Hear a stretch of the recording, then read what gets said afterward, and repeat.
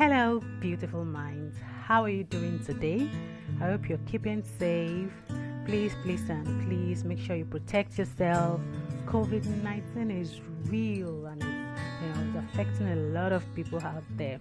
So please take the precautionary measures and ensure you protect yourself and your family. All right, my name is Adeola Adeyemi. I am a mental health expert and a mental fitness coach.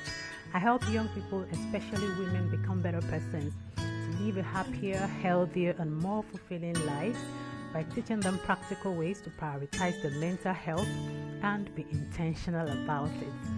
So today on Talk Mental Health podcast series, I'd like to speak on how being a high achiever affects your self-esteem. How being a high achiever affects your self-esteem. Alright, do you want to know about it? Then let's go. It took me a while actually to understand that it's absolutely possible to be a high achiever and still feel unworthy. I mean, you have everything going on smoothly, smashing your goals. In fact, you're probably the envy of many people, yet you feel unsatisfied. You feel unfulfilled, you're not happy, and it affects how you value yourself or how you feel about yourself. So I would like to introduce to you what self-esteem is for the benefit of those who don't know. Alright, self-esteem simply means the value you place on yourself, how you perceive your self-worth, and the confidence you have in your own abilities. Alright, then being a high achiever, high achievers are very hardworking and successful people who almost always believe everything is possible. They hardly take no for answers. They are highly motivated and they move from fulfilling one goal to another. So you see, when I say that self-esteem is believing in your abilities and having self-confidence in what you can do, and then being a high achiever means that you're hardworking and successful, then you shouldn't expect that someone that is a high achiever should have low self-esteem. However, it is possible for you to be a high achiever and still come down with low self-esteem. Are you ready to know why or learn how this can happen? So let's go. Here's the link between the two terms. The first point is whenever you achieve a goal, there are positive signals that are sent to your brain. They make you feel good about yourself, and a part of your brain registers that. It makes you feel good, and that is registered in a particular part of your brain. So as a high achiever, you always want more, right? Because you're a motivated person, you just want to keep achieving and achieving, right? So the more goals you achieve, the more you have confidence in your abilities, and then you develop good self-esteem from that. So do you understand the first point?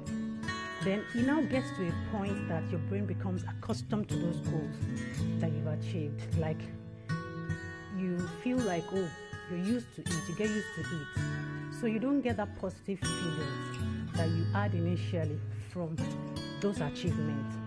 So those positive feelings start to fade. So at this point, as a high achiever, you definitely want to achieve more. Say for instance, you got a job and they're going to pay you $5,000. Wow, $5,000 US in this economy. You're so excited. Wow, I'm super excited. You always look forward to getting your salary. You have everything planned out, how you want to spend it, how you want to invest, and blah, blah, blah. And then when it gets to a point along the line, that feeling you get from getting your salary starts to diminish because your brain is used to getting that. So you need more to give you that happy feeling, that feeling of satisfaction with your salaries. And that's why you want more as a high achiever, right? So there's a tendency for you to start to complain. Okay? You've forgotten that you're making $5,000 US, but you start to complain at this stage because you feel you're not being able to achieve more. You start to complain. If care is not taken, it affects your self-esteem. You feel you're not doing good enough, you're not doing your best. Your self-esteem starts to drop, and then you complain, and a lot of negative emotions may come in, which can affect your mental health and lead to some mental health disorders. Okay, So the second point is that we all understand that life won't always be rosy, and challenges will come at some point. So as a high achiever, you had everything mapped out. You have successfully matched your self-worth with your achievements, right? Because you know that whenever you have a plan coming, like a goal, something you're targeting, once you smash that goal, you feel good about yourself. So you believe that, you have confidence in your abilities. But whenever there's a setback or adventure you fail in achieving that particular goal, there's going to be a disaster, or there's a possibility of a disaster coming, right? Meaning that your self-esteem might start to drop if care is not taken. This may affect or might be detrimental to your mental health, okay? Because you have successfully matched your self-worth with your achievement with your sense of self-worth, okay? So that is why we see a lot of people that are high achievers, trailblazers, role models and influencers who many people look up to, like, this person is doing well, I just want to be like this person. They still end up with depression, with suicide, and a lot of mental health disorders because, of course, they don't feel satisfied. You don't know what they're going through. They're not happy. They're not fulfilled. They're not satisfied. Okay, now that you know that it's possible for a high achiever to have low self-esteem, then how do you want to prevent this? I know you're a high achiever. I know you're listening to me and you're wondering how you're going to get over this. All right, if you want to know, then let's go. So there are 3 things you need to do to ensure that you protect yourself or you prevent this from happening to you. Number 1 is to practice gratitude. It is very important to be grateful. The importance of being grateful cannot be overemphasized. As human beings, we always have unmet needs and we hardly get satisfied. Human needs can't be satisfied all the time.